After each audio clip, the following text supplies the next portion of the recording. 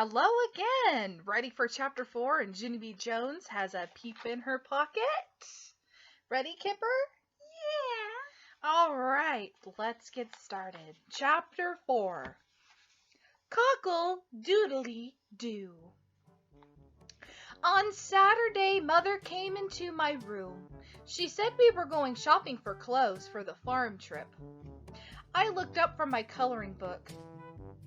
No, thank you, I said, on account of I am getting a fever that day, so I won't actually be going to the farm. Mother laughed. Don't be silly, she said. Then she picked me up and she carried me out to the car. Yeah, only here's the problem. You are not respecting my wishes, I said. Mother laughed some more. I promise, this will be fun. I did a huffy breath. Whatever, I said. Whatever is the grown-up word for that is the dumbest thing I've ever heard. And guess what? I was right. Shopping was not fun at all, 'cause Mother kept on making me try on clothes that I didn't want.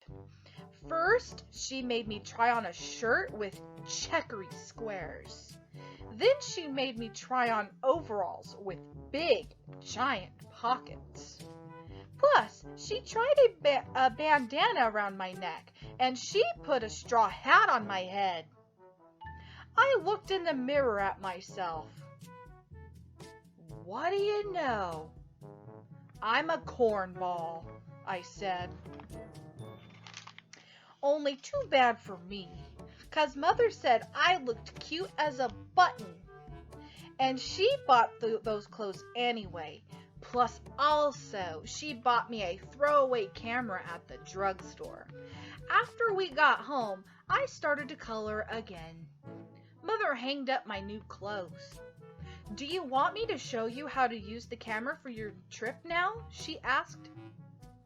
No, thank you, I said, on account of I am getting a fever that day, so I won't actually be going to the farm.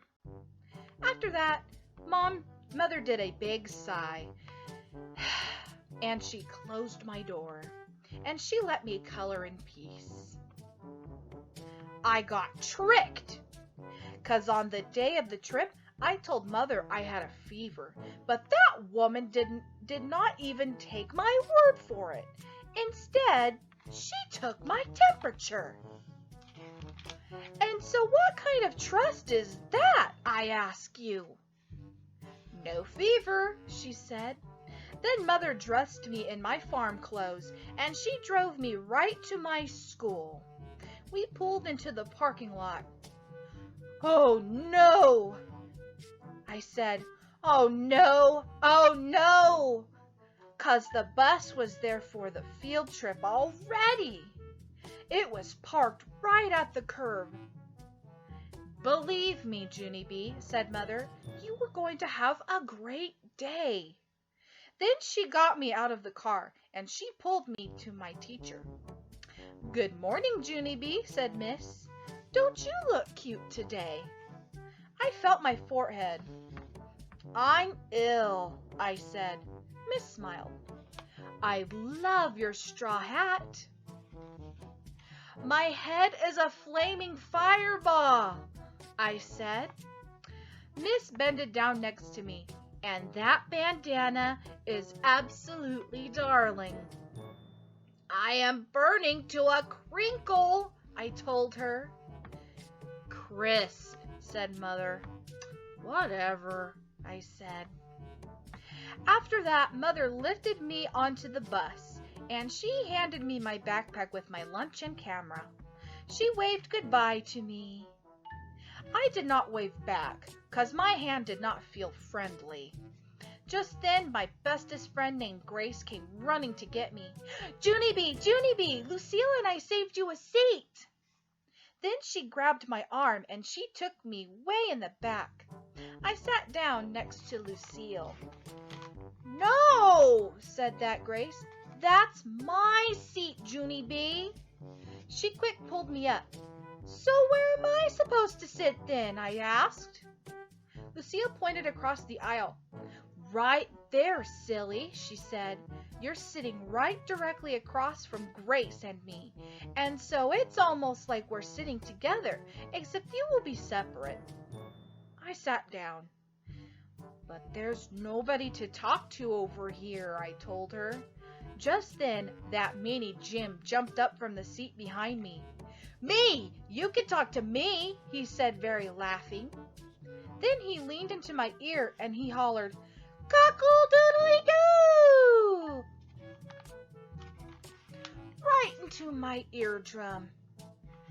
Too bad you're afraid of roosters, he said. Roosters can tell if you're afraid, Junie B. Ask anybody. Roosters always peck the scaredy heads first.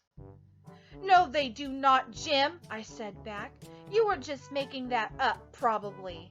And anyhow, if roosters pecked people's heads off, all farmers would have nub heads. Only they don't, so there. Ha ha! Jim raised up one eyebrow.